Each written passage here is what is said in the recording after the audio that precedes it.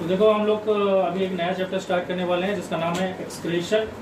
Excretion में क्या किया जाता है, हमारी बॉडी में जो भी हार्मफुल सब्सटेंस होता है ना, उसको हमारी बॉडी से क्या किया जाता है, रिमूव किया जाता है। एक्सक्रीशन एक प्रोसेस है जिससे हमारी बॉडी से हार्मफुल सब्सटेंस को रिमूव किया जाता है। जो हार्मफुल सब्सटेंस होते हैं उसमें मेजोरिटी में मतलब लार्ज क्वांटिटी में जो हार्मफुल सब्सटेंस होता है उसको वो जनरली क्या चीज़ से बना होता है, नाइट्रोजन से बना होता है। तो जितने भी नाइट्रोजनियस वेस्ट रहते हैं ना, उसी को शरीर से निकालने का प्रोसेस को क्या बोलते हैं, एक्सक्रीशन। तो ये एक प्रोसेस है जिससे नाइट्रोजनियस वेस्ट को हमारे बॉडी से निकाला जाता है। जैसे नाइट्रोजनियस वेस्ट जैसे एग्जांपल के तौर पे हो गया यूरिया, तो इसको हमारे बॉडी से निकालने का प्रोसेस क्या बोलते हैं, एक्सक्रीशन। एक्सक्रीटरी सिस्टम क्या होता है, एक्सक्रीटरी सिस्टम वो सिस्टम है जो कि नाइट्रोजनियस वेस्ट को पहले होम करता है, मतलब नाइट्रोजनियस वेस्ट को बॉडी से कलेक्ट करके एक जगह इकट्ठा करता है और फिर उसको एक जगह स्टोर करता है और फाइनली उसको हमारे बॉडी से क्या करता है, निकाल देता है। कैसे निकालता है, थ्रू यूरिन। तो एक तरह से बोल सकते हो हमारे बॉडी में जो एक्सक्रीटरी सिस्टम है वो कुछ और नहीं, क्या है, किडनी है। किडनी क्या करता है, सबसे पहले ब्लड में जितना भी नाइट्रोजनियस वेस्ट रहता है ना, उसको कलेक्ट करता है और उसको कलेक्ट करने के बाद क्या करता है, स्टोर करता है। कहाँ पे स्टोर करता है, यूरिनरी ब्लैडर में, जिसके बारे में हम लोग और डिटेल में आगे पढ़ेंगे। और फाइनली थ्रू यूरिनेशन हमारी बॉडी से उसको निकाल देता है। मतलब किडनी का काम है ब्लड को फिल्टर करना, मतलब ब्लड में से जितना भी नाइट्रोजनियस वेस्ट है उसको अलग करना और फिर उसको यूरिन फॉर्म में क्या करना, हमारी बॉडी से निकाल देना। तो ज्यादातर जो नाइट्रोजनियस वेस्ट होते हैं ना, वो कैसे निकल जाते हैं, यूरिनेशन प्रोसेस से निकल जाते हैं और उसको निकालने का काम किसका है, किडनी का है। लेकिन हमारे बॉडी से और भी वेस्ट प्रोडक्ट हैं जो निकलते हैं, जैसे कि कार्बन डाइऑक्साइड और वाटर वेपर ना रेस्पिरेशन के दौरान निकलता है। जब हम लोग कार्बन डाइऑक्साइड को एक्सहेल करते हैं ना, एक्सहेल मतलब बाहर छोड़ते हैं, तो उसके साथ कुछ वाटर वेपर भी क्या होता है, बाहर चले जाता है। जितने भी नाइट्रोजनियस वेस्ट होते हैं वो तो किडनी के द्वारा निकाला जाता है और कुछ नाइट्रोजनियस वेस्ट जैसे कि यूरिया हमारे स्वेटिंग से भी निकलता है, मतलब हमारा पसीना से भी निकलता है, थोड़ा बहुत कम क्वांटिटी में। मैक्सिमम किसके थ्रू निकलता है, थ्रू यूरिनेशन। जो एक्सेस सॉल्ट एंड विटामिन है वो भी यूरिनेशन के जरिए हमारी बॉडी से क्या होता है, निकल जाता है। और कुछ सॉल्ट स्वेटिंग के जरिए भी निकलता है, मतलब पसीना से भी निकलता है। एक्स्ट्रा जो वाटर रहता है वो भी यूरिनेशन से निकल जाता है और कुछ वाटर हमारा स्वेटिंग के थ्रू भी निकलता है। स्वेटिंग होने से फायदा क्या है, हमारा बॉडी का जो गर्मी है वो स्वेट क्या करता है, हमारी बॉडी से बाहर निकाल देता है ताकि हम लोग का बॉडी क्या हो सके, ठंडा हो सके। हमारा जो टॉयलेट का कलर होता है, जनरली हमारा टॉयलेट का कलर क्या होता है, पीला होता है। वो पीलापन कहाँ से आता है, बाइल पिगमेंट के कारण आता है। कौन सा बाइल पिगमेंट, जिसका नाम है येलो बिलुरुबिन। येलो बिलुरुबिन नाम का जो बाइल पिगमेंट है, उसी के कारण हमारा टॉयलेट का कलर क्या होता है, येलो होता है। बिलू की बिली है, बिली है, येलो बिलीरुबिन, ठीक है, बिलीरुबिन। अब देखो बाइल पिगमेंट बनता कैसे है, बाइल पिगमेंट बनता है जो आरबीसी लीवर में जाके क्या होते हैं, मर जाते हैं, मतलब डेड हो जाते हैं, उसके हेमोग्लोबिन का ब्रेकडाउन से बनता है। क्योंकि हम लोग को पता है कि आरबीसी हेमोग्लोबिन से बना हुआ है। तो जब आरबीसी डेड हो जाता है तो उसका हेमोग्लोबिन ब्रेकडाउन होकर क्या बन जाता है, बाइल पिगमेंट बन जाता है। तो देखो अभी हम लोग डिस्कस करेंगे लॉन्गिट्यूडिनल क्रॉस का तो देखो अभी हम लोग डिस्कस करेंगे लॉन्गिट्यूडिनल सेक्शन ऑफ किडनी, मतलब किडनी का एक क्रॉस सेक्शन व्यू को स्टडी करेंगे। तो देखो किडनी का ना जो बाहरी पार्ट होता है ना, जो ये वाला पार्ट दिख रहा है ना, ये बाहरी वाला पार्ट, देखो ये जो व्हाइट दिख रहा है, इसको क्वार्टेक्स बोलते हैं। और जो आपका ये ट्राइंगुलर पिरामिड जैसा स्ट्रक्चर सब दिख रहा है ना, इसको मेडुला बोलते हैं। तो ये कोन जैसा दिख रहा है, तो इसलिए इसको ये जो मेडुला है वो कैसा दिखता है, कोनिकल पिरामिड जैसा दिखता है। और ये कोनिकल पिरामिड जैसा जो स्ट्रक्चर है, इसका जो ये वाला हिस्सा है, जो इसका नोकीला वाला हिस्सा है, जिसको एपेक्स बोलते हैं, उसको क्या बोला जाता है, उसको पेपिला बोला जाता है। एक बार फिर से देख लो, किडनी का जो ये बाहरी हिस्सा है उसको कॉर्टेक्स बोला जाता है। हाँ, ये व्हाइट वाला जो हिस्सा है उसको कॉर्टेक्स बोला जाता है। और ये जो ट्राइंगुलर, ये जो कोनिकल हिस्सा है, ट्राइंगुलर नहीं है, कोनिकल है, कोन जैसा है, ठीक है, एक ऐसा कोन जैसा है, उसको क्या बोला जाता है, उसको मेडुला बोला जाता है, ठीक है। तो बाहर का हिस्सा को कॉर्टेक्स बोला जाता है। ये सब जो है ये सब कॉर्टेक्स है और ये वाला जो हिस्सा है इसको क्या बोला जाता है, मेडुला। मेडुला का स्ट्रक्चर कैसा है, कोनिकल पिरामिड जैसा है, एक पिरामिड जैसा है। और ये जैसे इस कोन का जो ये टॉप वाला पार्ट है उसको एपेक्स बोलते हैं, उसी तरह से इसका जो ये एपेक्स है इसको क्या बोला जाता है, पेपिला बोला जाता है। और ये पेपिला किस में ओपन होता है? ये पेपिला ओपन होता है एक रीजन में जिसको क्या बोलते हैं, पेल्विस।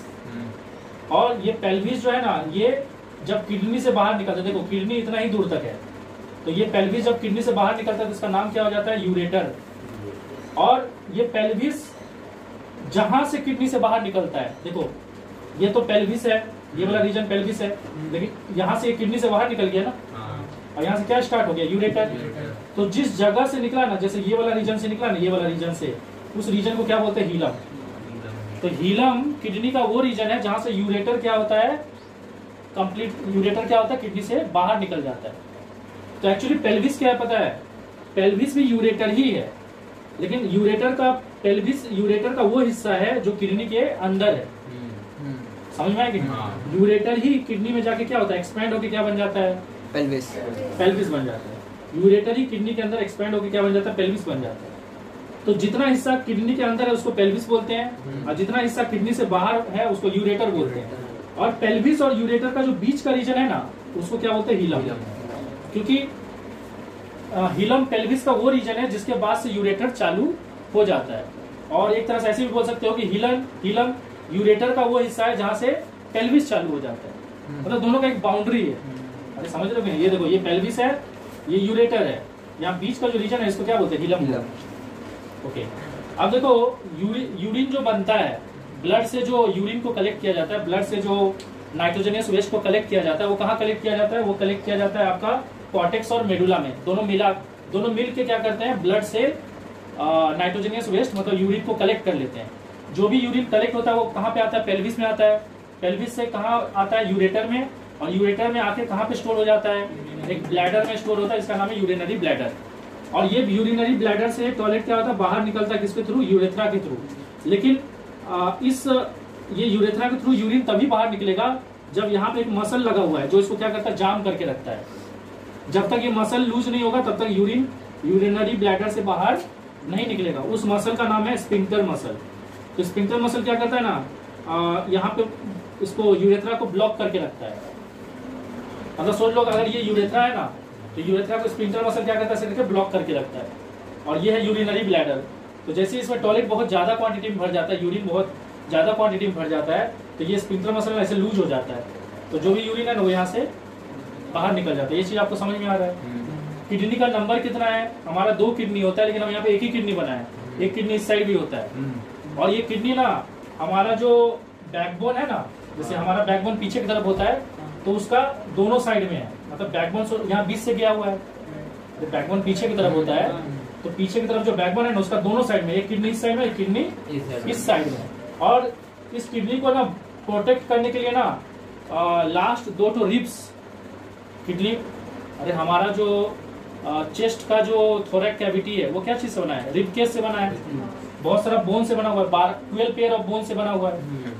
अरे यहाँ पे रिब केज रहता है कि नहीं ऐसे? तो ऐसे 12 पेयर ऑफ बोन से बना हुआ है। उसमें से जो लास्ट 2 पेयर ऑफ बोन्स रहता है ना, वो क्या करता है? इन दोनों किडनी को, यहाँ पे जो किडनी रहता है और यहाँ पे जो किडनी रहता है, उसको प्रोटेक्ट करता है, ताकि अगर कोई गलती से चोट लगे तो किडनी को चोट ना लगे। ये चीज समझ में? फ्लोटिंग रिब्स बोलते हैं ना शायद। हाँ, वो लास्ट 2 पेयर ऑफ रिब्स को फ्लोटिंग रिब्स बोलते हैं। क्यों फ्लोटिंग रिब्स बोलते हैं? क्योंकि वो बैकबोन को तो कनेक्ट करता है, लेकिन सामने में जो चेस्ट के सामने एक हड्डी रहता है जिसको स्टर्नम बोलते हैं, उसको वो कनेक्ट नहीं करता है। समझ में आया कि नहीं? तो इसीलिए इसको फ्लोटिंग रिब्स बोलते हैं, क्योंकि ये सिर्फ बैकबोन को कनेक्ट करता है पीछे की तरफ, पीठ की तरफ। ये सारी चीज समझ में आ रहा है? उसके अलावा किडनी का शेप कैसा होता है? किडनी का शेप देख के ही पता चल रहा है, बीन शेप का है।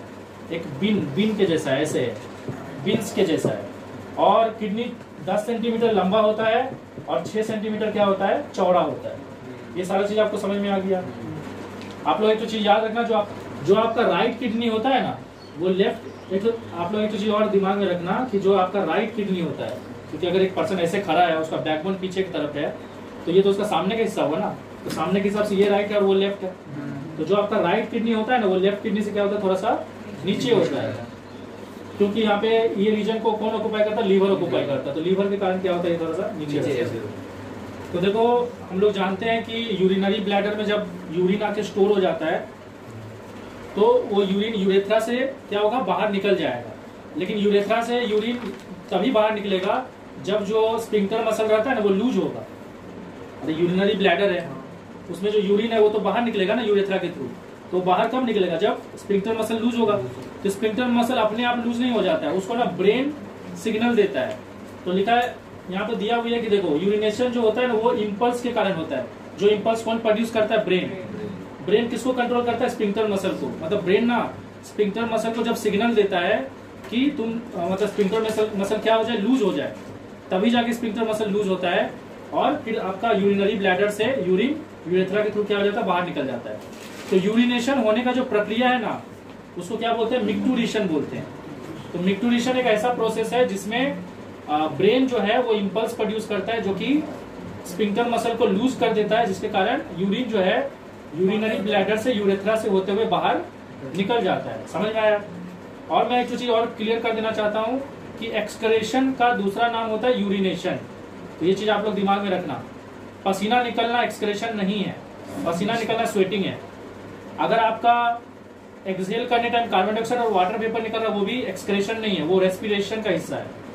समझ में आ रहा है कि? तो यूरिनेशन एक्सक्रेशन का एक दूसरा नाम है। मतलब एक्सक्रेशन वर्ड जो है कंप्लीटली एसोसिएटेड किसके साथ है? यूरिन के साथ। अब देखो यहाँ पे ये दो वर्ड का डिफरेंस याद रखना। आप लोगों को ये दो वर्ड का डिफरेंस समझना है। पहला चीज है सिक्रेशन। सिक्रेशन में क्या होता है? जब कोई ग्लैंड कुछ ऐसा चीज को सिक्रेट करता है जो हमारे बॉडी के लिए क्या है? बहुत जरूरी है। तो ये देखो यहाँ पे लिखा भी है कि कुछ ऐसा चीज को सिक्रेट किया जाएगा, सम सब्सटेंस, जो कि हमारे बॉडी के लिए क्या है? बहुत ज्यादा ही जरूरी है। जैसे कि सुन लो, पिट्यूटरी ग्लैंड क्या करता है? हमारे बॉडी में ग्रोथ हार्मोन प्रोड्यूस करता है। अगर पिट्यूटरी ग्लैंड वो ग्रोथ हार्मोन ना प्रोड्यूस करे तो हमारा बॉडी का ग्रोथ नहीं होगा। हम लोग डुआर्फिजिम का शिकार हो जाएंगे, मतलब हम लोग का हाइट ज्यादा नहीं बढ़ेगा। समझ में आया कि नहीं? तो और ग्रोथ हार्मोन ज्यादा रिलीज होना भी अच्छा नहीं है, नहीं तो जिगेंटिज्म हो जाएगा, कुछ ज्यादा ही लंबे हो जाएंगे। तो सही मात्रा में रिलीज होना जरूरी है। तो जब भी कोई ऐसा चीज हमारे ब्लड में रिलीज होता है जो हमारी बॉडी के लिए बहुत जरूरी है तो उस प्रक्रिया को क्या बोलते हैं? सिक्रेशन। और सिक्रेशन किसी ग्लैंड के द्वारा किया जाता है। लेकिन एक्सक्रेशन एक ऐसा तरीका है जिसमें हमारे बॉडी से हार्मफुल चीजों को निकाल दिया जाता है। तो देखो दोनों में फर्क समझ में आ रहा है? सिक्रेशन में हमारे ब्लड में कुछ ऐसा चीज छोड़ा जाता है जो हमारे बॉडी के लिए बेनिफिशियल है, और एक्सक्रेशन में हमारे बॉडी में जो हार्मफुल चीज है उसको हमारी बॉडी से क्या किया जाता है? निकाल दिया जाता है। दोनों में फर्क समझ में आ रहा है ना? एक तो ब्लड में रिलीज करता है ताकि वो हमारी बॉडी के लिए अच्छा काम कर सके, और एक को हमारे ब्लड से निकाला जाता है ताकि हमारा ब्लड को वो ज्यादा पॉइजनस ना कर दे, नहीं तो हम क्या हो सकते हैं? मर भी सकते हैं। तो यूरिन निकलना जो है वो एक्सक्रेशन है। और टीयर निकलना, जैसे आंसू निकलता है क्या होता है? आंख को साफ कर देता है। पसीना निकलता है, बॉडी को ठंडा रखता है। सेलेवा निकलता है, खाना को ब्रेक डाउन करने में हेल्प करता है। मिल्क जो है वो बेबी को फीड करने में हेल्प करता है ताकि उसको न्यूट्रिशन मिल सके। इंसुलिन जो है वो हमारा शुगर लेवल को कंट्रोल करता है। तो ये सारी चीज अच्छी चीज है ना? ओके, अब देखो हमारे किडनी में जो ब्लड को फिल्ट्रेशन का काम है वो किसका है? कॉर्टेक्स और मेडुला का है। लेकिन कॉर्टेक्स और मेडुला में ऐसा क्या चीज रहता है जिसके कारण वो ब्लड को फिल्ट्रेशन कर पाता है? वो चीज का नाम है नेफ्रॉन। ठीक है? और नेफ्रॉन कुछ नहीं होता है, नेफ्रॉन होता है पतला पतला ट्यूब्स होता है, माइन्यूट ट्यूब्यूल्स होता है। ठीक है? ये माइन्यूट ट्यूब्यूल्स क्या करता है? ब्लड से गंदगी को खींच लेता है और फिर उसको टॉयलेट के फॉर्म में बॉडी से निकाल देता है। तो नेफ्रॉन का बहुत सारा अलग अलग नाम भी है, ये याद रखना। नेफ्रॉन का दूसरा नाम है यूरिनिफेरस ट्यूब्यूल्स, या आप बोल सकते हो रेनल ट्यूब्यूल्स, या बोल सकते हो आप किडनी ट्यूब्यूल्स। ये सभी नेफ्रॉन का ही नाम है। तो हम लोग आगे क्या करेंगे? हम लोग आगे अभी किसके बारे में पढ़ेंगे? नेफ्रॉन के बारे में पढ़ेंगे डिटेल में। यहाँ तक आपको समझ में आ गया? तो अभी हम लोग ना किडनी के अंदर यूरिन बनता कैसे है उसका पूरा मैकेनिज्म पढ़ेंगे। तो किडनी के अंदर जो स्ट्रक्चर यूरिन बनाता है उस चीज को क्या बोलते हैं? नेफ्रॉन बोलते हैं, या उसको हम लोग रेनल ट्यूब्यूल्स भी बोल सकते हैं। तो इसके नेफ्रॉन के बारे में ऑलरेडी बताया था। नेफ्रॉन पतला पतला ट्यूब्स होता है जो कि ब्लड से क्या करता है? ब्लड से जो भी हार्मफुल सब्सटेंस है, जो नाइट्रोजनियस सब्सटेंस है, उसको क्या करता है? खींच लेता है और फाइनली उसको कहाँ भेज देता है? यूरिनरी ब्लैडर भेज देता है ताकि वो यूरिनेशन से क्या हो जाए? हमारी बॉडी से निकल जाए। तो एक किडनी के अंदर बहुत सारा क्या होता है? छोटा छोटा ट्यूब्यूल्स होता है जिसको नेफ्रॉन बोलते हैं, और वो हर नेफ्रॉन क्या करता है? ब्लड से नाइट्रोजनियस वेस्ट को खींचता है। तो उसमें से किसी एक नेफ्रॉन को अगर हम लोग समझ जाएंगे तो बाकी सारा नेफ्रॉन का मैकेनिज्म भी क्या होगा, वही होगा।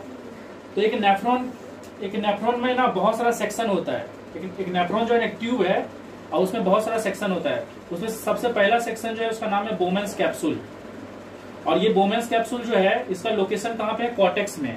क्योंकि हम लोग जानते हैं किडनी में जो बाहरी लेयर रहता है उसको कॉर्टेक्स बोलते हैं, और मेडुला क्या होता है, ऐसे ट्राइंगुलर और कोनिकल पिरामिड जैसा रहता है।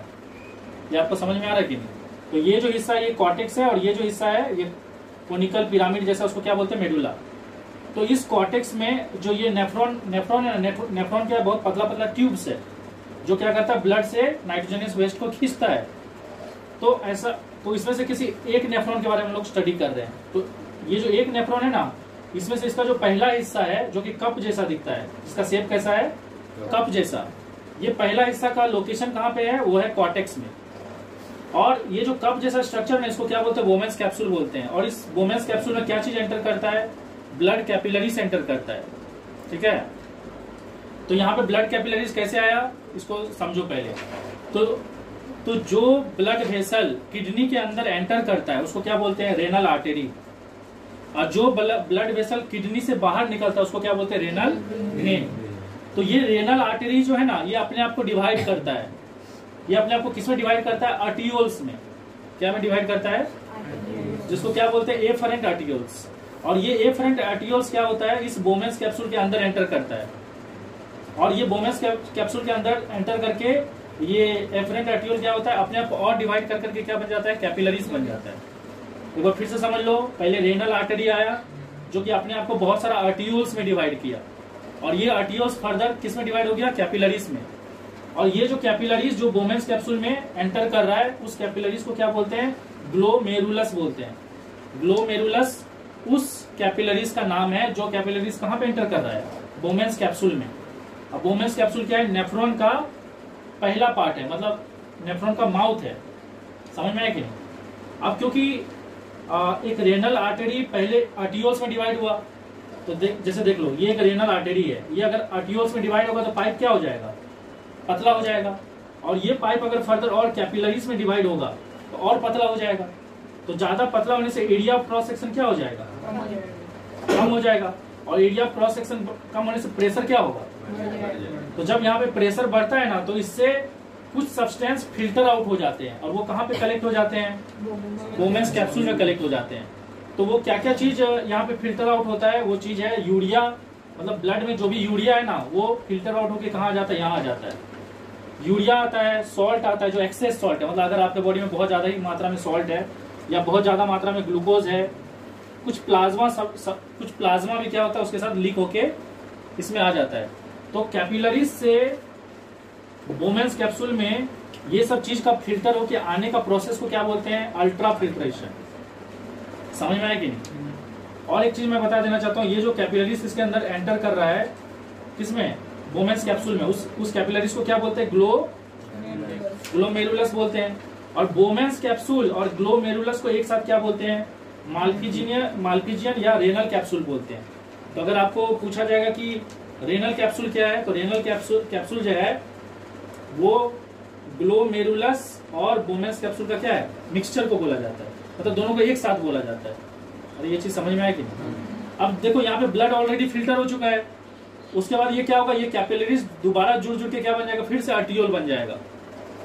पहले रेनल आर्टरी क्या था, एफरेंट आर्टियोल बना, मतलब रेनल आर्टरी डिवाइड होके और पतला पतला पाइप बन गया जिसको आर्टियोल्स बोलते हैं। तो जो आर्टियोल्स बोमेंस कैप्सूल में एंटर करता है ताकि वो किस में डिवाइड हो सके, कैपिलरीज में डिवाइड हो सके, उस आर्टियोल्स को बोलते हैं एफरेंट आर्टियोल। और जब ये कैपिलरीज दोबारा जुड़ के बाहर निकलता है ना बोमेंस कैप्सूल से, तो उस टाइम ये क्या बन जाता है, इफरेंट आर्टियोल। और ऐसे बहुत सारे इफरेंट आर्टियोल फर्दर जुड़ के क्या बन जाता है, रेनल वेन। एक्चुअली क्या हो रहा है, देखो आप ये चीज को थोड़ा समझो, जो रेनल आर्टरी है ना वो अपने आप को आर्टियोल्स में क्यों डिवाइड कर रहा है, ताकि क्योंकि एक किडनी के अंदर एक ही तो नेफ्रॉन नहीं है ना, एक किडनी के अंदर तो बहुत सारा नेफ्रॉन है। जैसे समझाने के लिए बता रहा हूँ, मान लो एक किडनी के अंदर 20 नेफ्रॉन है, तो इसलिए तो 20 नेफ्रॉन से गुजरने के लिए रेनल आर्टरी को क्या होना पड़ेगा, 20 आर्टियोल्स में डिवाइड होना पड़ेगा। समझ में आएगी? और वो 20 आर्टियोल्स जब बोमेंस कैप्सूल के पास जाएगा तो और प्रेशर को बढ़ाने के लिए अपने आप को और क्या करेगा, फर्दर कैपिलरीज में डिवाइड कर लेगा। और जब ये इससे निकलेगा तो वापस क्या होगा, सारा आर्टियोल्स, सारे जितने भी नेफ्रॉन्स होंगे उन सभी का आर्टियोल्स दोबारा मिल के क्या बन जाएगा, नहीं, सारा जो नेफ्रॉन है सभी का कैपिलरीज मिल के क्या बन जाएगा, इफरेंट आर्टियोल। और ये सभी नेफ्रॉन का जो इफरेंट आर्टियोल जो इससे बाहर निकला है वो फर्दर जुड़ के क्या हो जाएंगे, रेनल वेन। नहीं समझे क्या, ऐसे एक पाइप आया, ये किसमें डिवाइड हो गया, आर्टियोल्स, फिर ये कैपिलरीज बन के किसमें एंटर किया, बोमेंस कैप्सूल में। वहां पे जो भी फिल्टर करना था वो फिल्टर हो चुका है। फिर ये कैपिलरी दोबारा जुड़ के क्या बन गया, इफरेंट आर्टियोल। और ऐसे बहुत सारे इफरेंट आर्टियोल्स जो होगा अलग अलग नेफ्रॉन का, वो जुड़ के दोबारा क्या बन गया, रेनल वेन। और फिर ये किडनी से क्या होगा, बाहर निकल जाएगा। एक मिनट रुक जाओ, ये चीज आपको समझ में आया, इसमें कोई कंफ्यूजन है? वो कैपिलरीज तो मिलके वेन्यूल्स बनता है ना, फिर वेन बनता है। तो देखो जनरली क्या होता है, जनरली जो आर्टरी होता है ना वो डिवाइड होता है किसमें, आर्टियोल्स, और आर्टियोल्स फर्दर डिवाइड होता है कैपिलरीज, और कैपिलरीज दोबारा जुड़ के बनता है वेन्यूल, और वेन्यूल दोबारा जुड़ के क्या होता है, वेन। लेकिन इस केस में ऐसा नहीं है, समझ में आया कि नहीं। इस केस में जो किडनी का जो जहाँ पे नेफ्रॉन है वहां पे कैपिलरीज जुड़ के क्या बनता है, इफरेंट आर्टियोल बनता है। ये एक स्पेशल केस है। नॉर्मली जो होता है, नॉर्मली क्या होता है, आर्टरी डिवाइड होके बनेगा आर्टियोल्स, आर्टियोल्स डिवाइड होके बनेगा कैपिलरीज, और कैपिलरीज फिर दोबारा जुड़ के क्या बन जाएगा, वेन्यूल, और वेन्यूल दोबारा जुड़ के क्या बन जाएगा, वेन। लेकिन यहाँ पे ऐसा नहीं होता है, ये एक स्पेशल केस है। तो ये चीज आप याद रखना कि इस केस में जो भी कैपिलरीज जुड़ता है वो वेन्यूल नहीं बन के क्या बनता है, आर्टियोल बनता है, और वो आर्टियोल फर्दर जुड़ के क्या बन जाता है, वेन बनता है। ठीक है, अब मेरा बात ध्यान से सुनो। ये जो एफरेंट आर्टियोल्स है ना, ये एफरेंट आर्टियोल्स जो है ये ऐसा नहीं होता है कि बोमेंस कैप्सूल से गुजरा और फिर बाहर चले गया, किडनी से बाहर चले गया, ऐसा नहीं होता है। ये फर्दर ये जो नेफ्रॉन है ना उसका अलग अलग हिस्सा से आगे भी पास होता है। क्यों पास होता है, ताकि वहां से भी कुछ और चीजों को भी क्या करे, हाँ वहां से कुछ और चीजों को क्या कर सके, दोबारा एब्जॉर्ब कर सके। क्योंकि हो सकता है ना कि कुछ काम का चीज इसमें अल्ट्रा फिल्ट्रेशन के टाइम में चले गया हो, तो वो ये जो ब्लड, ये जो एफरेंट आर्टियोल है ना, ये फर्दर क्या करेगा, उन चीजों को दोबारा एब्जॉर्ब कर लेगा। तो ये आपको समझ में आ गया होगा कि नेफ्रॉन का जो माउथ रहता है उसको क्या बोलते हैं, बोमेंस कैप्सूल। यहाँ पे जो भी ब्लड में वेस्ट मटेरियल है ना वो सभी फिल्टर होके इसमें आ जाता है। ठीक है, और जो भी चीज इसमें फिल्टर होके आता है उसको क्या बोलते हैं, उसको बोलते हैं ग्लोमेरुलस फिल्टरेट। तो ग्लोमेरुलस फिल्टरेट में क्या क्या आता है, urea, salt, glucose, other plasma, मतलब प्लाज्मा भी आ जाता है, मतलब ब्लड का जो प्लाज्मा है वो भी थोड़ा बहुत इसमें फिल्टर होके आ जाता है। ये नेफ्रॉन आगे जाके और 3 सेक्शन में डिवाइड हो जाता है। 3 सेक्शन का नाम क्या क्या है, पीसीटी। पीसीटी का मतलब होता है प्रोक्सिमल कन्वोल्यूटेड ट्यूब्यूल्स। और ये फर्दर ये और एक क्या बन जाता है, एक यू शेप ट्यूब बन जाता है, इसका नाम है लूप ऑफ हेनली। और फर्दर ये फिर से क्या बन जाता है, डीसीटी, डिस्टल कन्वोल्यूटेड ट्यूब्यूल। इसका नाम है प्रोक्सिमल कन्वोल्यूटेड ट्यूब्यूल, और यहाँ पे इसका नाम है डिस्टल कन्वोल्यूटेड ट्यूब्यूल। सारे रीजन में ना अलग अलग फंक्शन होता है। तो ये जो एफरेंट आर्टियोल्स है जो कि जुड़ के क्या बन चुका है, वेन बन चुका है। फिलहाल जब तक ये किडनी के अंदर है ना तब तक ये एफरेंट आर्टियोल ही है, लेकिन जब ये किडनी से बाहर निकलेगा तो क्या होगा, ये और एफरेंट आर्टियोल्स अलग अलग नेफ्रॉन का एफरेंट आर्टियोल से जुड़ के दोबारा किडनी से क्या बन के बाहर निकलेगा, वेन बन के। लेकिन अभी फिलहाल ये क्या फॉर्म में है, एफरेंट आर्टियोल ही है। ये एफरेंट आर्टियोल जब पीसीटी से गुजरता है ना तो देख लो बोमेंस कैप्सूल का पोजीशन कहाँ पे था, कॉर्टेक्स में। पीसीटी का भी लोकेशन कहाँ होता है, कॉर्टेक्स में ही होता है। तो जब ये पीसीटी से गुजरता है तो वहां पे जो भी एक्स्ट्रा ग्लूकोज है जो कि अल्ट्रा फिल्ट्रेशन हो गया है, मतलब जो भी एक्स्ट्रा ग्लूकोज या कुछ वाटर इसमें आ चुका है ना, उसको यहाँ पे पीसीटी में क्या किया जाता है, एब्जॉर्ब कर लिया जाता है। इस प्रोसेस को क्या बोलते हैं, रीअब्जॉर्प्शन। रीअब्जॉर्प्शन में क्या होता है, जो भी एक्स्ट्रा ग्लूकोज ये नेफ्रॉन में आ चुका है उसको क्या करता है, ये ब्लड वेसल दोबारा खींच लेता है, एब्जॉर्ब कर लेता है। एक्स्ट्रा ग्लूकोज हो सकता है, एक्स्ट्रा सॉल्ट हो सकता है, या एक्स्ट्रा वाटर हो सकता है। सॉल्ट किस फॉर्म में हो सकता है, सोडियम आयन फॉर्म में हो सकता है। ओके, आगे जब ये ग्लोमेरुलस फिल्ट्रेट जब आगे गुजरता है कहाँ पहुंच जाता है, लूप ऑफ हेनली में। लूप ऑफ हेनली में भी क्या होता है, एब्जॉर्प्शन ही होता है।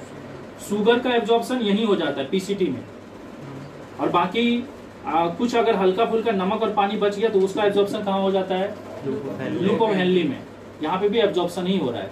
और जब ये जो भी ग्लोमेरुलस फिल्ट्रेट है वो जब आगे पहुंचता है तो उसमें अब देखो ऑलरेडी क्या क्या चीज एब्जॉर्ब हो चुका है, सॉल्ट एब्जॉर्ब हो चुका है, वाटर एब्जॉर्ब हो चुका है, जो ग्लूकोज है वो एब्जॉर्ब हो चुका है।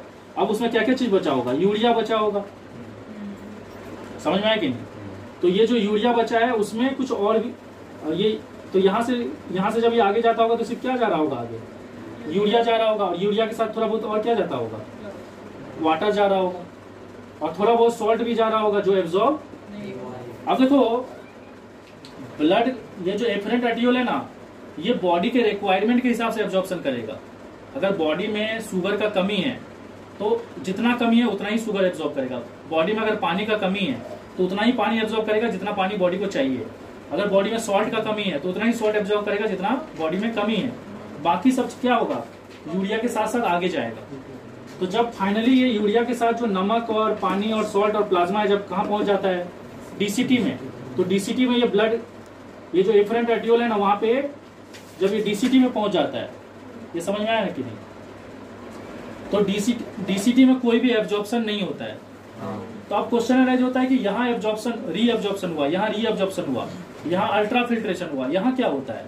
तो डीसीटी में क्या होता है ना, यहाँ पे कौन कौन पहुंचा है बताओ, यहाँ पे पहुंचा यूरिया, जो पानी एब्जॉर्ब नहीं हुआ वो पानी, जो नमक एब्जॉर्ब नहीं हुआ वो नमक। तो यहाँ पे ये जो डीसीटी है ना, डीसीटी का वाल ना उसमें और भी कुछ ऐड करता है। वो क्या क्या चीज ऐड करता है, तो डीसीटी का वाल उसमें एक्स्ट्रा पोटासियम को ऐड करता है।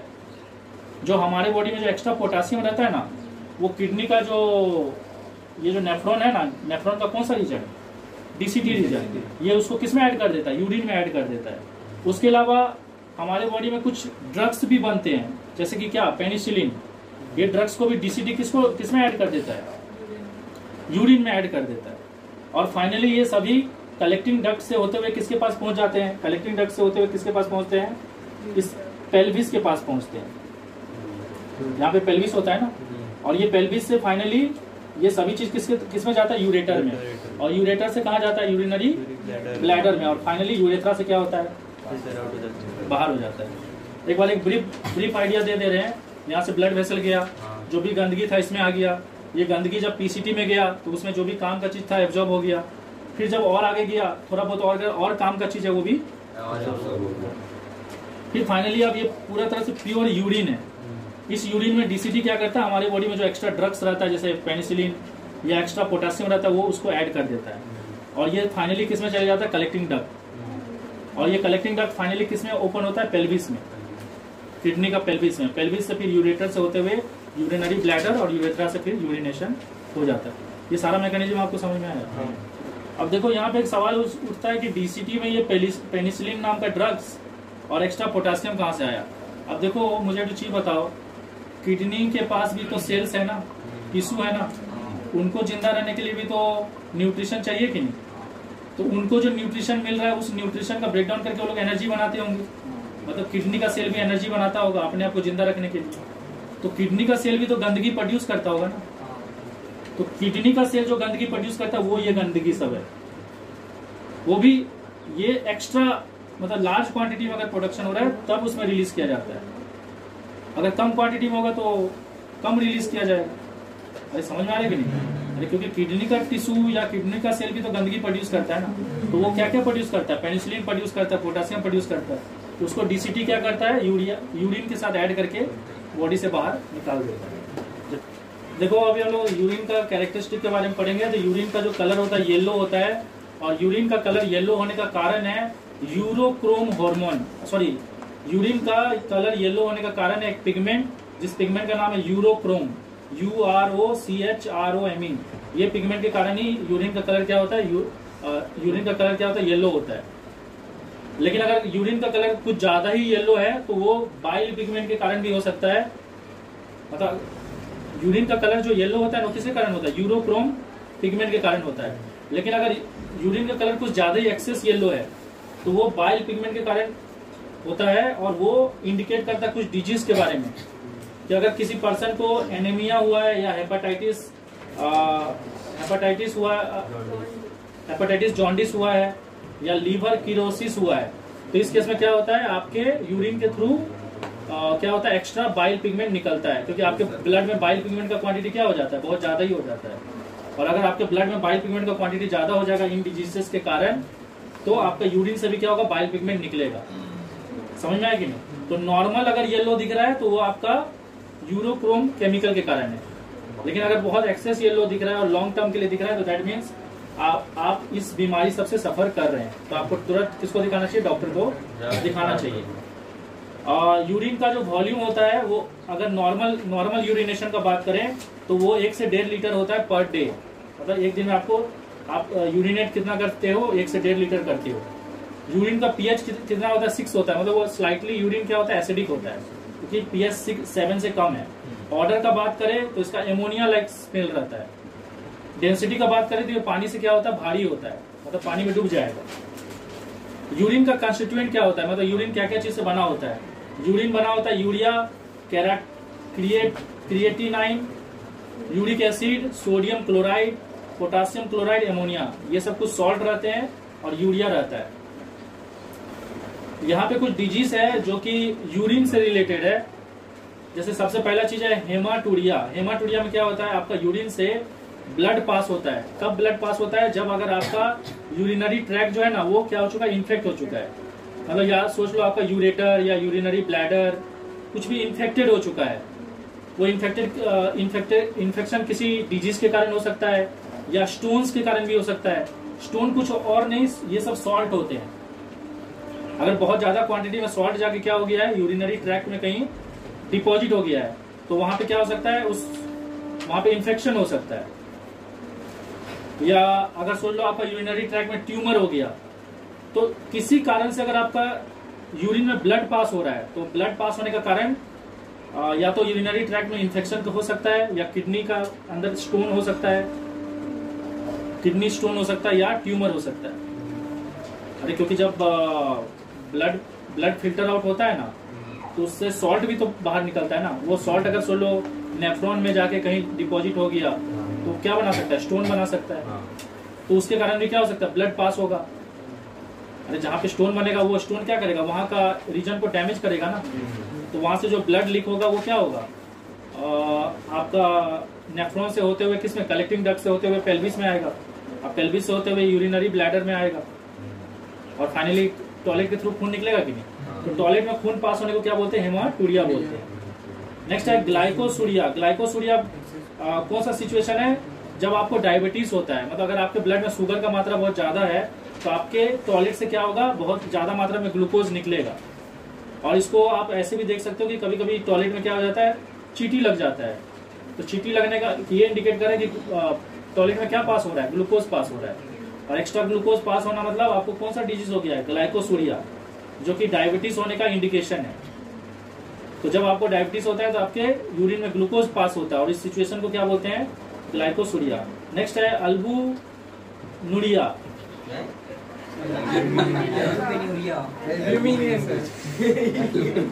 अच्छा नेक्स्ट है, अच्छा ठीक है, नेक्स्ट है अल्बुमिनुरिया। अल्बुमिनुरिया एक ऐसा सिचुएशन है जिसमें अगर सोच लो ब्लड प्रेशर बहुत ज्यादा है, आपका ब्लड प्रेशर क्या है, बहुत ज्यादा है, या बोमेंस कैप्सूल जो है ना, जो ब्लड वेसल से गंदगी को कलेक्ट करता है, वो कुछ ज्यादा ही परमिएबल हो गया है, तो उसमें क्या होगा, उसमें एक अल्बुमिन नाम का प्रोटीन जो होता है ना, वो भी कलेक्ट हो जाएगा। और ये जो बोमेंस कैप्सूल है ना, यहाँ से कौन गुजरता है, ब्लड वेसल गुजरता है, मतलब ग्लोमेरुलस गुजरता है। तो अगर ये समझ लो कुछ ज्यादा ही परमिएबल हो गया, मतलब ये कुछ ज्यादा ही कुछ ज्यादा ही फिल्ट्रेशन कर रहा है, मतलब जो चीज को फिल्टर नहीं करना चाहिए उसको भी कलेक्ट कर ले रहा है। अरे समझ रहे हो कि नहीं, कि जो चीज फिल्टर होना चाहिए उसको उसके साथ साथ उन चीजों को भी कलेक्ट कर ले रहा है जो चीज को फिल्टर नहीं होना चाहिए। तो अगर ये कुछ ज्यादा ही परमेबल हो जाएगा तो उन चीजों को भी फिल्टर करके ले लेगा जो चीज इसको नहीं लेना चाहिए। उसमें से एक चीज का नाम है अल्बुमिन नाम का प्रोटीन। तो जब ये अल्बुमिन नाम का प्रोटीन ये वुमेन्स कैप्सूल में आ जाता है और ये फिर यूरिन से निकलता है, तो इस सिचुएशन को क्या बोलते हैं, अल्बुमिनुरिया। समझ में आया कि नहीं। और ये क्यों हो सकता है कि आपका यहाँ पे जो वोमेन्स कैप्सूल है उसमें कोई इन्फेक्शन हो गया हो, और उस इन्फेक्शन के कारण क्या होगा, ये कुछ ज्यादा ही परमिएबल हो जाएगा, और ज्यादा परमिएबल हो जाएगा तो क्या होगा, ब्लड के अंदर जो अल्बुमिन नाम का प्रोटीन है उसको भी ये कलेक्ट कर लेगा, और जो वो अल्बुमिन नाम का प्रोटीन जब यूरिन से पास होगा तो वो इंडिकेट करेगा कि आपका नेफ्रॉन में क्या हो चुका है, इन्फेक्शन हो चुका है। तो आपको डॉक्टर को दिखाना है, और डॉक्टर फिर आपको इन्फेक्शन का दवा देंगे तो वो ठीक हो जाएगा। अरे ये सब चीज समझ में आया कि नहीं। अब देखो यहाँ पे एक हार्मोन है जो बहुत इंपॉर्टेंट है, जिसका नाम है एडीएच हार्मोन। इसको बोलते हैं एंटी ड्यूरेटिक हार्मोन, और ये हार्मोन को प्रोड्यूस कौन करता है, इस हार्मोन को प्रोड्यूस करता है हमारा पिट्यूटरी ग्लैंड। पर हमारा जो पिट्यूटरी ग्लैंड होता है ना, उसका दो सेक्शन होता है, एक सामने का हिस्सा होता है और एक पीछे का हिस्सा होता है। सामने का हिस्सा को बोलते हैं एंटेरियर पिट्यूटरी, एंटेरियर, और पीछे का हिस्सा को बोलते हैं पोस्टेरियर पिट्यूटरी। तो ये जो पिट्यूटरी ग्लैंड का जो पीछे वाला हिस्सा है ना, उसको पोस्टेरियर पिट्यूटरी बोलते हैं, और यही ये हार्मोन प्रोड्यूस करता है, जिसको क्या बोलते हैं, एडीएच। आपको ये भी बोल सकता है कि सर अगर ये एडीएच हार्मोन प्रोड्यूस करता है तो ये सामने वाला हिस्सा क्या प्रोड्यूस करता है, वो प्रोड्यूस करता है ग्रोथ हार्मोन। तो ये ग्रोथ हार्मोन रिलीज करता है कौन, एंटेरियर पिट्यूटरी ग्लैंड, मतलब सामने वाला हिस्सा पिट्यूटरी ग्लैंड का, और जो पीछे वाला हिस्सा वो क्या प्रोड्यूस करता है, एडीएच हार्मोन। और एडीएच हार्मोन को ना यूरिन सप्रेसर बोलते हैं। अब इसको यूरिन सप्रेसर क्यों बोलते हैं, क्योंकि अगर एडीएच हार्मोन ज्यादा रिलीज होगा तो आपका यूरिन में पानी का क्वांटिटी क्या होगा, कम होगा, मतलब यूरिन बहुत ज्यादा ही पीला दिखेगा। और अगर एडीएच हार्मोन कम रिलीज होगा तो आपका यूरिन ज्यादा येलो नहीं दिखेगा। समझ में आ रहा है कि नहीं, मतलब बहुत ज्यादा क्लियर दिखेगा, और वो क्लियर दिखना ये इंडिकेट कर रहा है कि आपका यूरिन में क्या हो रहा है, बहुत ज्यादा पानी पास हो रहा है। तो सीधा सा बात है, अगर आपके बॉडी में बहुत ज्यादा मात्रा में पानी है, मतलब जितना पानी होना चाहिए उससे ज्यादा क्वांटिटी में है, तो आपके बॉडी में एडीएच हार्मोन रिलीज नहीं होगा, जिसके कारण क्या होगा, वो एक्स्ट्रा पानी यूरिन से निकल जाएगा। और अगर आपके बॉडी में पानी का कमी है, अब बॉडी चाहता है कि ये पानी लॉस ना हो, तो आपके बॉडी में जो ब्लड है उसमें क्या प्रोड्यूस होगा, एडीएच हार्मोन। और जैसे एडीएच हार्मोन प्रोड्यूस होगा ना, तो जब फिल्ट्रेशन होगा ना, तो उसमें वाटर फिल्टर नहीं होगा, ओनली यूरिया और बाकी सब्सटेंस फिल्टर होगा। वाटर भी फिल्टर होगा बहुत कम क्वांटिटी में, और वाटर बहुत ज्यादा क्या हो जाएगा, रीअब्सॉर्ब हो जाएगा। मतलब वाटर फिल्टर तो होगा, लेकिन बाद में क्या होगा, रीअब्सॉर्ब हो जाएगा, क्योंकि आपके बॉडी में क्या है, पानी का कमी है। तो उस केस में आपको टॉयलेट में पानी क्या निकलेगा, कम निकलेगा। मतलब सिंपल तौर पे ये समझ लो, एडीएच अगर ज्यादा प्रोड्यूस हुआ, एडीएच हार्मोन अगर प्रोड्यूस हुआ तो यूरिन में पानी का क्वांटिटी कम हो जाएगा। एडीएच अगर प्रोड्यूस नहीं हुआ तो यूरिन में पानी का क्वांटिटी ज्यादा हो जाएगा। ये सारी चीजें आपको समझ में आए। तो देखो हमारे बॉडी में जो एडीएच हार्मोन को सप्रेस करता है, कुछ ऐसे सब्सटेंस है जो कि हमारे बॉडी में एडीएच हार्मोन को प्रोड्यूस होने नहीं देता है, या एडीएच हार्मोन का प्रोडक्शन को क्या कर देता है, कम कर देता है। वो चीजें क्या क्या है, जैसे कि कोई भी लिक्विड डाइट, आप कोई भी चीज ऐसा खा रहे हो जिसमें वाटर का क्वांटिटी क्या है, ज्यादा है, या सुन लो अगर आप चाय ले रहे हो या कॉफी ले रहे हो या अल्कोहल ले रहे हो, तो इससे आपके बॉडी में क्या होता है। देखो हम लोग जानते हैं कि एडीएच हार्मोन अगर ज्यादा क्वांटिटी में प्रोड्यूस होगा तो हमारा यूरिनेशन क्या होगा, कम होगा, क्योंकि ज्यादा एडीएच हार्मोन जैसे रिलीज होता है तो हमारा किडनी क्या करता है, यूरिन से एक्स्ट्रा वाटर को क्या करता है, एब्जॉर्ब कर लेता है, क्योंकि हमारा बॉडी में पानी का कमी है तो एक्स्ट्रा वाटर को एब्जॉर्ब कर लेगा। तो उस केस में आपका यूरिन क्या होगा, बहुत ज्यादा ही पीला दिखेगा। लेकिन अगर एडीएच हार्मोन कम रिलीज हुआ तो आपका वाटर का एब्जॉर्प्शन क्या होगा, यूरिन से कम होगा, और वाटर का एब्जॉर्प्शन अगर यूरिन से कम होगा तो यूरिन में वाटर का क्वांटिटी क्या होगा, ज्यादा होगा। तो ये कुछ ऐसे सब्सटेंस है, अगर आप इन सब्सटेंस को लेते हो तो आपका यूरिनेशन क्या होगा, बहुत ज्यादा होगा, और उस केस में एडीएच हार्मोन का प्रोडक्शन क्या हो जाता है, कम हो जाता है। अगर कोई भी आप ऐसा सब्सटेंस खा रहे हो जिसमें पानी का क्वांटिटी ज्यादा है तो आपको ज्यादा यूरिनेशन होगा। अगर आप चाय, कॉफी और अल्कोहल लेते हो जो कि लिक्विड सब्सटेंस है, तो इन सब्सटेंस को लेने से भी आपको क्या होगा, यूरिनेशन ज्यादा होगा, और यूरिनेशन ज्यादा होगा इसका मतलब क्या है, एडीएच हार्मोन क्या हो रहा है, कम रिलीज हो रहा है। तो ये कुछ ऐसे सब्सटेंस है जो कि एडीएच हार्मोन का रिलीज को कम कर देते हैं, ताकि टॉयलेट ज्यादा से ज्यादा हो सके। समझ में आ रहा है कि नहीं, क्यों टॉयलेट ज्यादा से ज्यादा होना चाहिए, क्योंकि इन चीजों को लेने से हमारे बॉडी में पानी का क्वांटिटी क्या हो जाता है, एक्सेस हो जाता है, जितना होना चाहिए उससे कई गुना ज्यादा हो जाता है। ये चीज आपको समझ में आए कि नहीं। ऑस्मो रेगुलेशन का मतलब क्या होता है, ऑस्मो रेगुलेशन एक ऐसा प्रोसेस है जिसमें हमारे ब्लड में कितना वाटर और कितना नमक रहेगा इसको कंट्रोल किया जाता है। अगर सोच लो हमारे ब्लड में वाटर और नमक का क्वांटिटी बहुत ज्यादा है तो वो क्या होगा, यूरिनेशन के थ्रू निकल जाएगा, किडनी क्या करेगा, उसको एब्जॉर्ब कर लेगा। मतलब किडनी का जो बोमेंस कैप्सूल है ना, वो उसको क्या करेगा, फिल्ट्रेशन के जरिए खींच लेगा और उसको टॉयलेट के थ्रू निकाल देगा। और अगर हमारे ब्लड में वाटर और नमक का कमी है तो किडनी का जो नेफ्रॉन है ना, वो क्या करेगा, दोबारा टॉयलेट से, मतलब दोबारा यूरिन से उस पानी को खींच के किसको दे देगा, ब्लड को दे देगा। अरे दोनों केस समझ रहे हो कि नहीं? ब्लड में अगर एक्स्ट्रा पानी है तो बोमेंस कैप्सूल उसको ले लेगा और यूरिन के थ्रू निकाल देगा। और अगर सोच लो ब्लड में पानी का क्वांटिटी कम है तो ये बोमेंस कैप्सूल से आगे जब ये पीसीटी और लूप ऑफ हेनली है ना, वो सारा पानी को क्या करेगा, दोबारा किसको दे देगा, ब्लड वेसल को वापस दे देगा। कौन सा प्रोसेस से, रीएब्जॉर्प्शन। तो इस तरह से हमारा बॉडी में क्या होता है, इस तरह से हमारे ब्लड में क्या होता है, वाटर और नमक का क्वांटिटी को हमेशा क्या किया जाता है, रेगुलेट किया जाता है। इस रेगुलेशन को ही क्या बोलते हैं, ऑस्मो रेगुलेशन। समर के टाइम में हम लोग को कम टॉयलेट क्यों होता है, समर के टाइम में जो यूरिनेशन होता है वो कम क्यों होता है, क्योंकि गर्मी के टाइम में ना ज्यादातर जो बॉडी का पानी है ना वो पर्सपिरेशन से लॉस हो जाता है। पर्सपिरेशन का मतलब होता है स्वेटिंग। पर्सपिरेशन स्वेटिंग का एक दूसरा नाम है। तो गर्मी के टाइम में क्या होता है, बहुत ज्यादा पसीना निकलता है, तो हमारा बॉडी से ज्यादातर पानी किससे लॉस हो जाता है, पसीना से लॉस हो जाता है।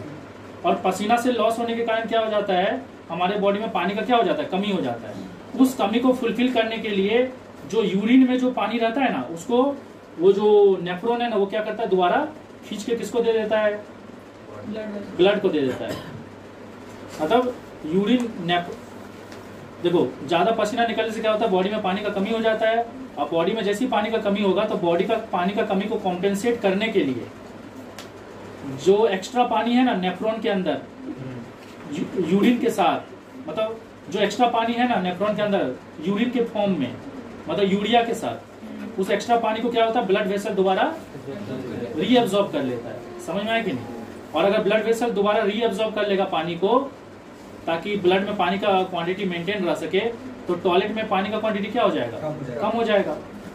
तो इसलिए हमारा समर के टाइम में क्या होता है, टॉयलेट कम होता है, क्योंकि टॉयलेट में पानी का क्वांटिटी कम हो जाता है। ये चीज समझ में आया आपको? किडनी स्टोन क्या होता है, किडनी स्टोन ना यूरिक एसिड और कुछ सॉल्ट जैसे कि कैल्शियम ऑक्सैलेट, इन दोनों का मिक्सचर है। और ये यूरिक एसिड और कैल्शियम ऑक्सैलेट अगर ज्यादा क्वांटिटी में कहाँ जाके जमा हो जाए, पेल्विस में, किडनी का जो पेल्विस रीजन है, तो वहां पे क्या होगा, वहां पे पेल्विस रीजन में अगर ज्यादा जमा हो जाएगा तो पेल्विस रीजन में अगर ये यूरिक एसिड जो है, जो ज्यादा क्वांटिटी में है, और कैल्शियम ऑक्सैलेट जो है, ये अगर वहां जाके जमा हो जाता है पेल्विस रीजन में, तो एक तरह का ब्लॉकेज करेगा कि नहीं? और ब्लॉकेज करेगा तो यहाँ से यूरिन पास होने में क्या होगा, दिक्कत होगा। यूरिन ठीक से पास नहीं हो पाएगा यूरेटर के थ्रू यूरिनरी ब्लैडर में। और अगर यूरिन पास नहीं होगा तो यहाँ पे जो इन्फेक्शन हो सकता है, क्योंकि यूरिया क्या है, हमारे बॉडी के लिए हार्मफुल है।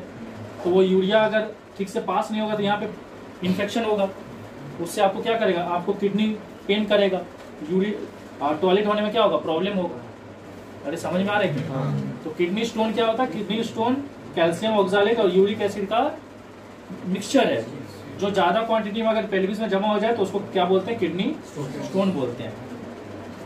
अब देखो कोलेरा क्या होता है। कोलेरा एक ऐसा बीमारी है जिसमें देखो हम लोग जो भी खाना खाते हैं वो डाइजेस्ट होता है, और फाइनली वो खाना क्या बन जाता है, फेकस बन जाता है। फेकस मतलब लेटरिन बन जाता है, जो हमारा एनस से क्या होता है, बाहर निकल जाता है।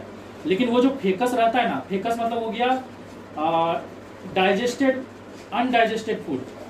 फेकस का मतलब क्या हो गया, अनडाइजेस्टेड फूड। आप जो खाना खाते हो उसमें से जो खाना आपका बॉडी में एब्जॉर्ब हो जाता है, जो खाना आपका बॉडी में क्या हो जाता है, एब्जॉर्ब, उसको बोलते हैं डाइजेस्टेड फूड। और जो खाना एब्जॉर्ब नहीं होता है उसको फेकस बोलते हैं। मतलब एक तरह से हम बोल सकते हैं फेकस क्या है, अनडाइजेस्टेड फूड। और फेकस में क्या होता है, वाटर बहुत ज्यादा मात्रा में होता है, और उस वाटर को हमारा लार्ज इंटेस्टाइन क्या करता है, एब्जॉर्ब कर लेता है।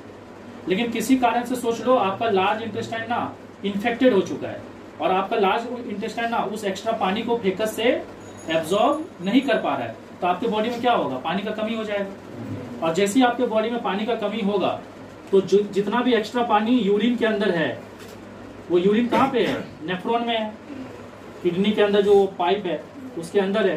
तो उस एक्स्ट्रा पानी को ब्लड वेसल क्या करेगा, एब्जॉर्ब कर लेगा, ताकि बॉडी का जो पानी का रिक्वायरमेंट है उसको फुलफिल कर सके। समझ में आया कि नहीं? तो कोलेरा एक ऐसा बीमारी है जिसमें आपका जो लार्ज इंटेस्टाइन है वो पानी को एब्जॉर्ब नहीं कर पाता है।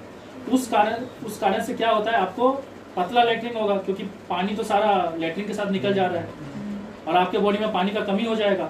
तो उस कमी को फुलफिल करने के लिए जो नेफ्रॉन में जो यूरिन है उसमें से पानी को कौन एब्जॉर्ब कर लेगा, ब्लड वेसल एब्जॉर्ब कर लेगा। तो आपका जो टॉयलेट होगा उसका वो भी क्या होगा, बहुत ज्यादा पीला होगा। अब देखो प्रॉब्लम क्या है, असल प्रॉब्लम यहाँ पे है, जब वो नेफ्रॉन से एक्स्ट्रा पानी को एब्जॉर्ब करता है ना ब्लड वेसल, तो एक्स्ट्रा पानी के साथ साथ थोड़ा बहुत यूरिया भी एब्जॉर्ब कर लेता है। और ये अगर यूरिया को एब्जॉर्ब कर लेगा पानी के साथ साथ, तो हमारा ब्लड में दोबारा यूरिया का क्वांटिटी क्या होगा, बढ़ जाएगा। और यूरिया हमारी बॉडी के लिए पॉइजनस है। तो अगर यूरिया का क्वांटिटी ब्लड में एक्स्ट्रा हो जाएगा तो एक पर्सन क्या हो सकता है, मर भी सकता है। तो कोलेरा में अगर उसका सही टाइम में ट्रीटमेंट नहीं किया गया और उस पर्सन के ब्लड में यूरिया का क्वांटिटी बढ़ जाएगा तो क्या होगा, पर्सन मर सकता है। तो इसका इलाज क्या है, इसका इलाज है ORS, ओरल रिहाइड्रेशन सॉल्यूशन। आप ORS पाउडर लो, उसको पानी में मिला और उसको पियो। उससे क्या होगा, आपका बॉडी में जो पानी का कमी है ना वो फुलफिल होगा। क्योंकि जो भी यूरिन से ब्लड एब्जॉर्ब, यूरिन से जो पानी एब्जॉर्ब हो रहा है ना, उसको ये वाला जो ORS पी रहे वो क्या करेगा, कॉम्पेंसेट कर देगा। तो दोबारा क्या होगा, खून में पानी का क्वांटिटी बढ़ जाएगा। ये समझ में आ रहा है क्यों? सर अब तो डायरेक्ट पानी उसके अलावा एक और उपाय है, अगर सोच लो ORS से काम नहीं बनता है तो आपको सेलाइन चढ़ाया जाएगा। सेलाइन से क्या होगा, आपका ब्लड वेसल में डायरेक्टली क्या होगा, पानी को इंजेक्ट किया जाएगा। पानी को किस फॉर्म में इंजेक्ट किया जाता है, ग्लूकोज सेलाइन फॉर्म में। मतलब वो पानी में थोड़ा बहुत नमक भी रहता है और थोड़ा बहुत चीनी भी रहता है। क्योंकि सीधा सा बात है, ब्लड का कंसंट्रेशन अगर बढ़ेगा तो वो क्या करेगा, जो भी खाने के टाइम में जो दौरान में जो खाना एब्जॉर्ब हो रहा है ना, उसके साथ एक्स्ट्रा पानी को भी क्या करेगा, वो अंदर खींचेगा खुद को डिसॉल्व करने के लिए। ये समझ में आ रहा है? ओवरऑल ये समझ लो कि कोलेरा में आपके बॉडी में पानी का कमी हो जाता है। तो उस पानी का कमी को फुलफिल करने के लिए या तो आपको ORS लेना पड़ेगा, मतलब माउथ के थ्रू पानी लेना पड़ेगा, या ब्लड में डायरेक्टली पानी को इंजेक्ट करना पड़ेगा सलाइन के थ्रू। अगर आप ऐसा नहीं करते हो तो आपके ब्लड में यूरिया का क्वांटिटी बहुत बढ़ जाएगा। क्योंकि देखो यूरिया को बोमेंस कैप्सूल में फिल्टर होने के लिए भी पानी चाहिए। वो पानी के साथ ही बोमेंस कैप्सूल में क्या होता है, ब्लड कैपिलरी से लीक होता है। तो ब्लड में अगर सोच लो पानी का क्वांटिटी कम हो जाएगा तो यूरिया भी क्या होगा, बाहर नहीं निकल पाएगा। और यूरिया अगर एक्सेस हो जाएगा ब्लड में तो क्या होगा, यूरिया का पॉइजन के कारण, यूरिया एक पॉइजन है, उसके कारण हम लोग मर सकते हैं। अरे समझ में आ रहा है? तो देखो अगर हमारा किडनी किसी कारण से क्या हो जाए, खराब हो जाए, तो हम लोग को अपना ब्लड को फिल्टर करने के लिए डायलिसिस मशीन यूज करना पड़ेगा। क्योंकि हमारा किडनी का काम क्या है, किडनी का काम है ब्लड में जो भी गंदगी है, स्पेशली नाइट्रोजनियस वेस्ट, उसको ब्लड से निकाल के बाहर कर देना। क्योंकि नाइट्रोजनियस वेस्ट जो है, जैसे कि यूरिया, वो हमारे बॉडी के लिए क्या है, हार्मफुल है। तो अगर उसका क्वांटिटी हमारी बॉडी में रहेगा तो हमारा डेथ भी हो सकता है। तो इसीलिए अगर किडनी में अगर किसी कारण से किडनी क्या हो जाए, खराब हो जाए, तो आपको क्या कराना पड़ेगा, ब्लड को साफ करवाना पड़ेगा। किसके हेल्प से, एक डायलिसिस मशीन के हेल्प से। और डायलिसिस मशीन भी वही काम करेगा जो किडनी करता है। किडनी जैसे ब्लड से क्या करता है, यूरिया और बाकी नाइट्रोजनियस वेस्ट को निकाल देता है, उसी तरह से डायलिसिस मशीन भी क्या करता है, यूरिया और बाकी नाइट्रोजनियस वेस्ट को क्या करता है, हमारे ब्लड से निकाल देता है। और अगर किडनी आपका खराब हो गया है तो आपको ये डायलिसिस कितना बार कराना पड़ेगा, आपको 2 बार कराना पड़ेगा 1 हफ्ता में। और आप जितना बार भी करवाओगे ना, उसके वो डायलिसिस होने में कितना घंटा लगेगा, 12 घंटा। मतलब ओवरऑल आपको 1 हफ्ता में 24 घंटा देना पड़ेगा। क्योंकि आपको 1 हफ्ता में 2 बार करवाना है। और तो सोच लो कि अगर आप 1 हफ्ता में आज एक मंडे को करवाए और एक आज फ्राइडे को करवा रहे हो, तो मंडे को आपको 12 घंटा टाइम देना पड़ेगा और फ्राइडे को भी कितना देना पड़ेगा, 12 घंटा देना पड़ेगा। मतलब एक वीक में आपको 2 दिन टाइम देना पड़ेगा और हर वो एक दिन में आपको 12 घंटा देना पड़ेगा टाइम। इसमें क्या किया जाता है, इसमें हमारा आर्टरी जो होता है ना, आर्टरी से एक पाइप को कनेक्ट किया जाता है, जो कि किससे कनेक्टेड रहता है, डायलिसिस मशीन से। तो आर्टरी से जो खून आता है उसमें से जो सॉल्ट और यूरिया है, एक्सेस सॉल्ट और यूरिया, उसको वो डायलिसिस मशीन क्या कर देता है, उस आर्टरी से क्या कर लेता है, अलग कर देता है। मतलब उसको इस कंटेनर में कलेक्ट कर लेता है और जैसे ही उस ब्लड से एक्सेस सॉल्ट और यूरिया को कलेक्ट कर लेगा तो जो ब्लड बचेगा वो क्या हो जाएगा, साफ हो जाएगा। तो वो साफ ब्लड को दोबारा किससे कनेक्ट कर दिया जाता है, एक पाइप के थ्रू वेन से कनेक्ट कर दिया जाता है। तो जो काम आपका किडनी कर रहा था वो काम अभी कौन कर रहा है, डायलिसिस मशीन। इसीलिए डायलिसिस मशीन को एक तरह से आर्टिफिशियल किडनी भी बोला जाता है। तो आर्टिफिशियल किडनी क्या है, एक डायलिसिस मशीन है जो कि आपका आर्टरी से खून को ले रहा है, उसमें से यूरिया और सॉल्ट को अलग कर दे रहा है और दोबारा उस साफ खून को, प्योर ब्लड को आपके वेन में ट्रांसपोर्ट कर दे रहा है। और आपको डायलिसिस एक दिन में 12 घंटा टाइम देके करवाना पड़ेगा और ऐसे आपको एक हफ्ता में 2 बार करवाना पड़ेगा अगर आपका दोनों किडनी क्या हो चुका है, फेल हो चुका है। तो बाकी अगर आपका एक किडनी भी सही है तो कोई प्रॉब्लम नहीं है, आपका ब्लड का जो फिल्ट्रेशन का प्रोसेस है वो नॉर्मल चलते रहेगा। ठीक है।